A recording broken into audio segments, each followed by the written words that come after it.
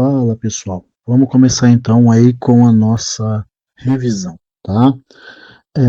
Vamos falar então de Guerra Fria. Então, Guerra Fria e seus desdobramentos. Guerra Fria foi um período de tensão global entre os Estados Unidos e a União Soviética, que se manifestou por meio de uma intensa disputa ideológica, política e militar. Em vez de um confronto direto, a divisão do mundo em blocos ideológicos se tornou visível também na Europa, simbolizada aí pela cortina de ferro, né? A Alemanha, por exemplo, foi dividida em duas nações, a República Federal Alemã, capitalista, e a República Democrática Alemã, socialista. A construção do Muro de Berlim, em 1961, foi um marco físico dessa separação. Para fortalecer seus aliados, os Estados Unidos criaram aí o Plano Marshall, um programa de ajuda econômica que visava a reconstrução da Europa Ocidental e a contenção do avanço socialista. A União Soviética respondeu com o Comecon para integrar os países do bloco oriental. Vamos entrar agora na corrida armamentista aí. Um dos pilares da Guerra Fria foi a corrida armamentista, uma competição para desenvolver tecnologias militares cada vez mais poderosas.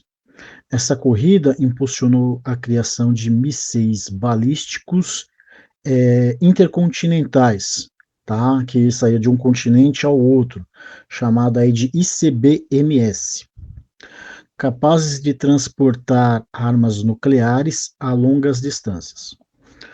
O desenvolvimento e o teste de bombas, como a bomba T,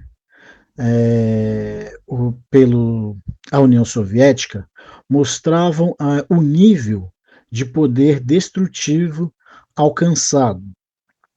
A doutrina de destruição mútua assegurada, tá, que afirmava que um ataque nuclear de um lado resultaria na aniquilação de ambos, serviu como fator aí de dissuasão, né, de eles não continuarem o avanço tecnológico militar. Contudo, isso refletiu, né, em gastos exorbitantes em um clima de temor global. A mídia, por meio de cartoons satíricos e da cultura mesmo, em obras de artes, ironizava o risco de uma guerra nuclear, mostrando que a tensão estava presente no cotidiano das pessoas. Tá? Vamos entrar agora no macartismo. Tá? O medo do comunismo não se limitou ao cenário internacional. Nos Estados Unidos, o macartismo, liderado pelo senador Joseph McCarthy, promoveu uma perseguição política a supostos comunistas. O Comitê de Atividade Anti-Americana foi o principal instrumento dessa perseguição, que fazia acusações sem provas sólidas e não respeitava o devido processo legal. A histeria anticomunista afetou diversas esferas da sociedade, como a indústria cultural e a científica. Pessoas famosas, como o comediante Charlie Chaplin, foram alvos de acusação. A sociedade foi incentivada a delatar supostos comunistas. Posteriormente, o macartismo foi considerado um grave abuso de poder que violou os princípios democráticos do país. Chegamos então na Revolução Chinesa. Aí. A Revolução Chinesa foi um longo processo histórico que culminou com a vitória do Partido Comunista, liderado aí pelo Mao Tse-tung. Após a Guerra Civil, os comunistas proclamaram a República Popular da China em 1949. E os nacionalistas fugiram para o Taiwan.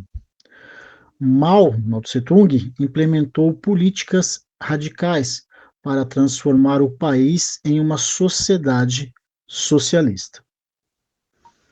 O Livro Vermelho de Mao foi uma ferramenta central de propaganda durante a Revolução Cultural. Ele continha citações do líder e se tornou uma espécie de guia ideológico para as pessoas, sendo usado para doutrinar a população e garantir lealdade ao regime comunista. Para sustentar o projeto político da Revolução Cultural, a arte e a ciência e a cultura foram completamente subjugadas nesse período.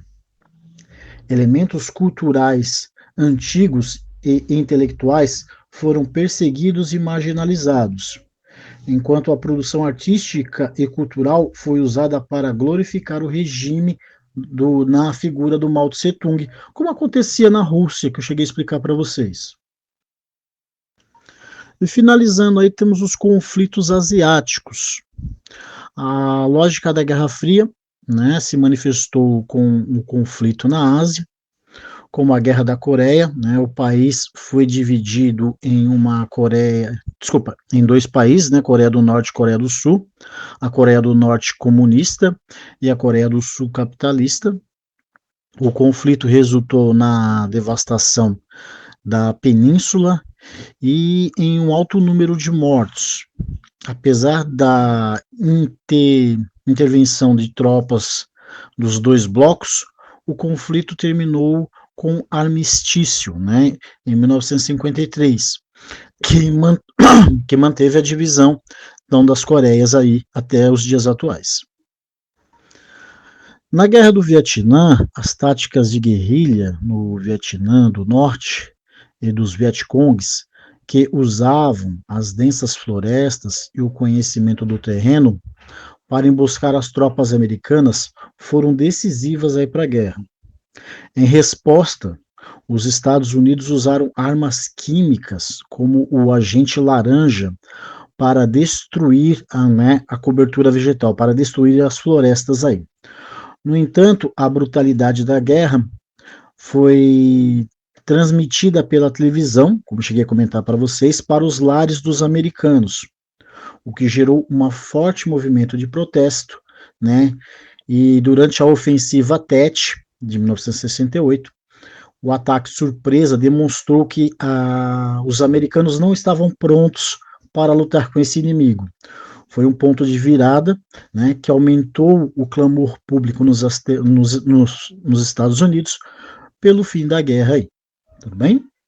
Então é isso, pessoal. Essa aí é a nossa revisão, tá bom?